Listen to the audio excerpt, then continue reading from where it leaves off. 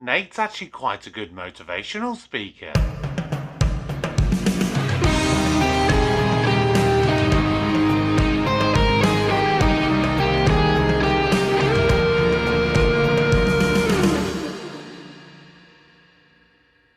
Hello everybody, welcome back to the channel. My name is Kevin, I am a geek.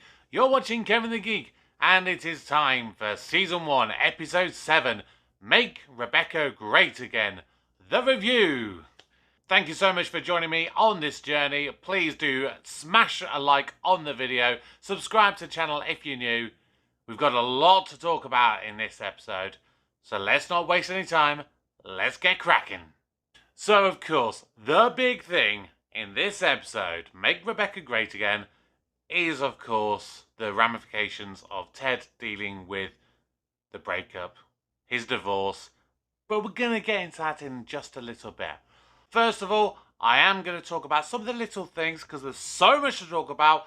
I want to get some of the little things, some of the subtle stuff that you may have missed out of the way first. So the one thing I loved in this episode is the whole idea of seeing what happens with the team when they go on an away day. Every match we've seen so far always takes place at Nelson Road at the home stadium. And in football, of course, if you're playing in the Premier League, for example, you play 38 games. That means half of them are going to be at home, but then the other half, you're travelling around the country, going to London, to Liverpool, Manchester, Newcastle, wherever. Some of these times, you're spending quite a bit of time on the road. You have to go there the night before, you stay in a hotel. So this is a nice way to see how the team kind of bonds together in their off time when they're spending so much time traveling. And I really like that. I love the little scene where they watch a movie together. Now, personally, I've never seen The Iron Giant, so I don't know if there's any kind of symbolic kind of status in with that, with the writers. If you know of anything, please drop a comment down and let me know. But then I love the fact that they all, after they've gone and won a match that they've not won at in 60 years, they want to go out and celebrate. So they go to a karaoke bar. They have a lot of fun together. And that was really, really great to see. Little thing with Roy you may have missed when Rebecca is singing her song, Let It Go. You see Roy mouthing on the words. And that shows that he really is a bit of a softie at heart. And I think you've seen his relationship with his niece before, and that's a really nice little touch to show he's kind of a little bit in touch with his, with the younger side, and he's not always such a hard man as he always appears to be. We of course do get an introduction to Sassy in this episode. Character I absolutely love. She's a breath of fresh air. Admittedly, she's not in the show a lot, but every time she shows up, you can't help but have a smile on her face. And she has a great dynamic with Rebecca. So, really good character there. Of course, I will touch a little bit more on Sassy in just a moment. Now, of course, one of the big future relationships that's blossoming. We've seen it teased now for a couple of episodes. But Keely and Roy, they finally look like they may be becoming a thing in this episode. And I'm down for it. I love them as a relationship. Jamie and Keely, it was all about sex and carnal instincts and nothing more. Here, they've got a little something, and I love their banter back and forth with each other. It is great. Really good character development with them two. Now, the main bulk of the episode, there's two things I want to talk about. So Ted obviously features in both. I'm going to start with Nate, particularly with the roast that Nate gives, because the other part of it I'll come to again in just a second.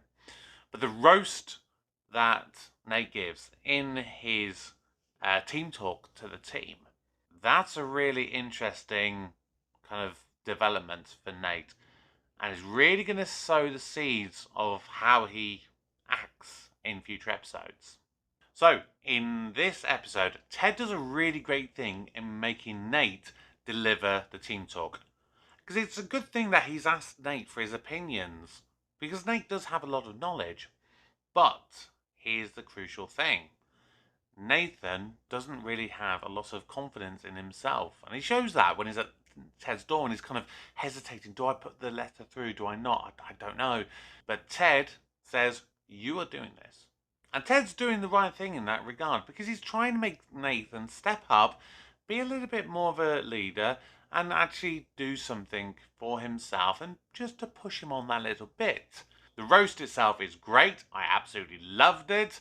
It's so funny when you're watching it, but also quite deep when you think about it in a lot more of the nuanced details. And I'm going to do this in a future episode. I'm going to do a series of videos where we talk about Nathan's journey in seasons 1 and seasons 2.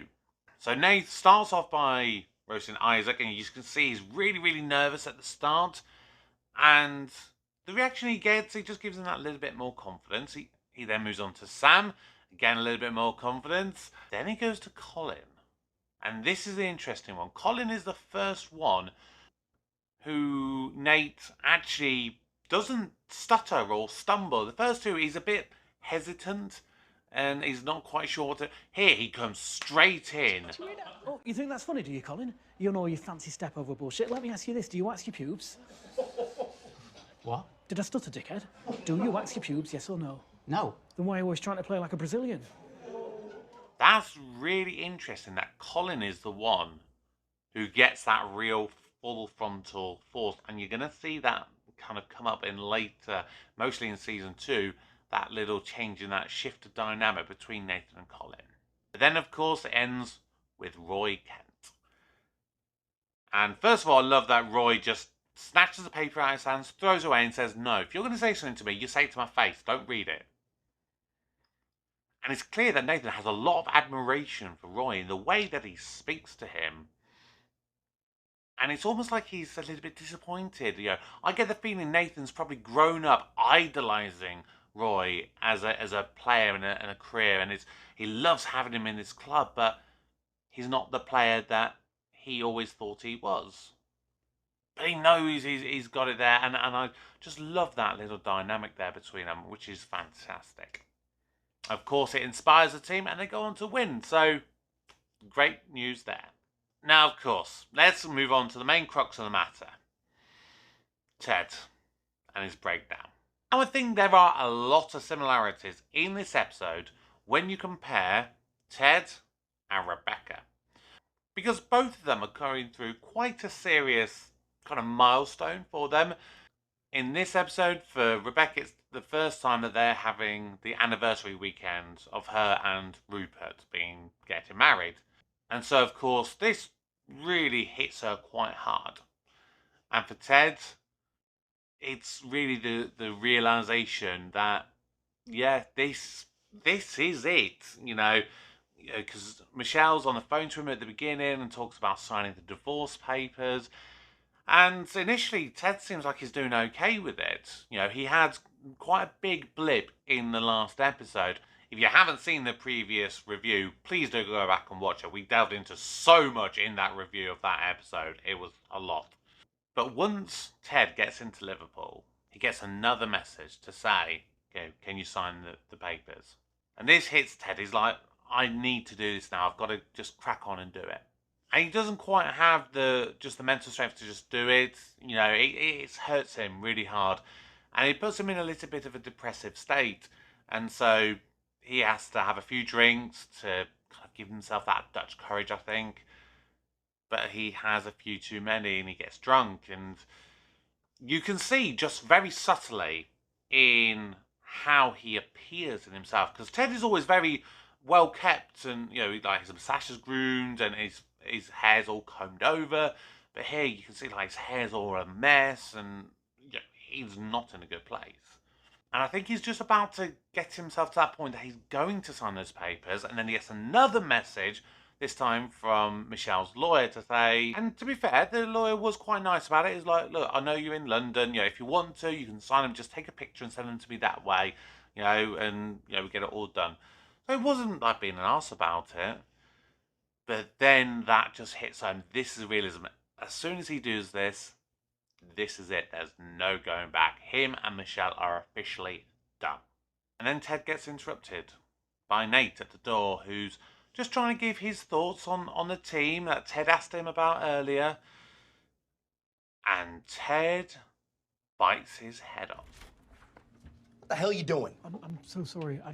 You're what? What is this? It's just my thoughts on the team. Go, Nathan.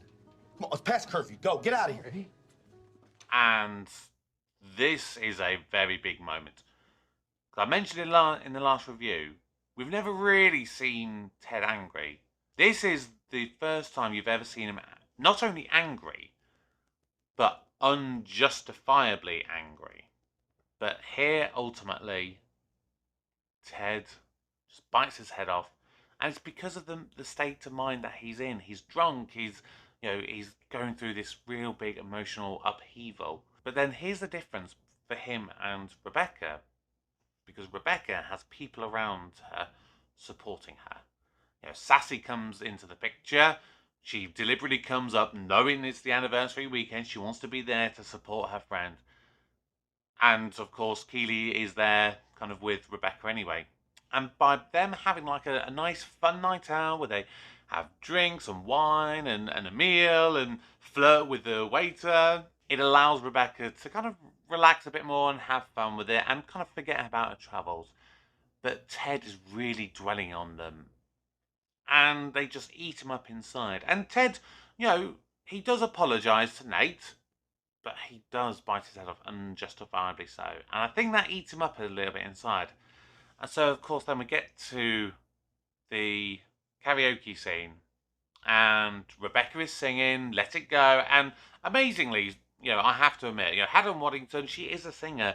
She has got an amazing voice.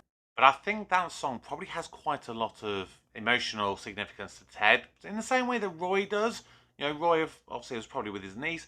Ted might have watched this with his son and maybe with Michelle. But also, it's telling him to actually let go of his wife. Let her go. And Ted then suffers a panic attack. And this has been subtly hinted at before in a much, much earlier episode. Because you see him clenching his hands and his hands are tingling. And there was an episode, I think it might have been episode 2, which I think it was showing like his first day on the job, if I remember right. And there's a subtle thing, blink and you miss it. But after you've seen this episode and then you go back and you rewatch that again, you notice that little thing that he probably did that same. And it might have been that he would have started to have a little bit of a panic attack, but he just managed to, hold off there. But it's a wonderful representation of how someone really, really does suffer. And how it's not easy. Even though Ted did the absolute right thing in letting Michelle go, a couple of episodes ago, and saying, we're not happy, for the sake of our own happiness, let's just go our separate ways. It's still not an easy thing to do, to end a relationship of so many years. And it was wonderfully handled. And I think that once he's had that panic attack moment, Ted goes back to him and he admits to himself it's time to, to get on and do it. And this then shows a nice juxtaposition, because if you see the two scenes, Ted on one hand, when he's trying to initially sign the divorce papers initially, but he can't, and then when he actually does, Ted, when he actually signs the papers, he's back to his normal self, he's nicely combed, he's nicely presentable.